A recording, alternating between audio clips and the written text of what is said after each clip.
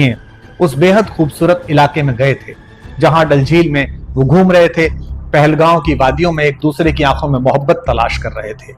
ऐसे समय में कुछ बेशर्म, जाहिल और कायर लोगों ने उनको पॉइंट ब्लैंक गोलियां मारी। बेटियों ने अपने सुहाग को अपने सामने उजड़ते हुए देखा और सबसे गलीच और वाहियात बात यह रही कि गोली मारते समय उन्होंने कहा, जब माओ ने कहा, बेटियों ने कहा कि हमको भी मार दो, पति तो मार दिए, तो कहा कि जाओ, तुम इसलिए छोड़ रहे हैं कि मोदी को बता देना। मोदी कौन?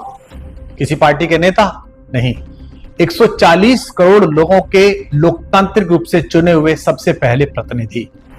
तो उन्होंने हमला और चुनौती 140 करोड़ लोगों को दी थी। 140 करोड़ लोगों ने यह हमले की खिलाफ चुनौती को स्वीकार किया।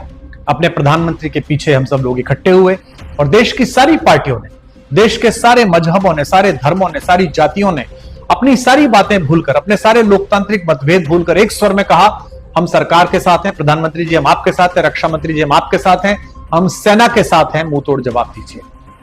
तैयारी के साथ पहली किश्त अदा कर दी गई है, वो आगे भी होगी। इसमें एक आतंकवादी का परिवार भी मारा गया है। आप सब जानते हैं अजहर मसूद, जिसने मुंबई पर हमला कराया और हैंडलर्स के संपर्क में था, वही अजहर मसूद जिसने विस्फोट कराए, वही अजहर मसूद जो पार्लियामेंट में हमले की मुख्य भूमिका में था। उस अजहर मसूद के परिवार के लोग मारे गए हैं जो वहां आतंकवादियों के साथ रह रहे थे। वे आतंकवादी जो सरहद पार से प्रशिक्षित करके हमारे यहां भेजे जाते रहे हैं। उस गलीज इंसान का कहना है कि इससे पहले तो मैं ही मर जाता हूं। तुम मरोगे, लेकिन जहन्नुम की आग इतनी खतरनाक नहीं होती जितनी भारतीय सेना की होगी।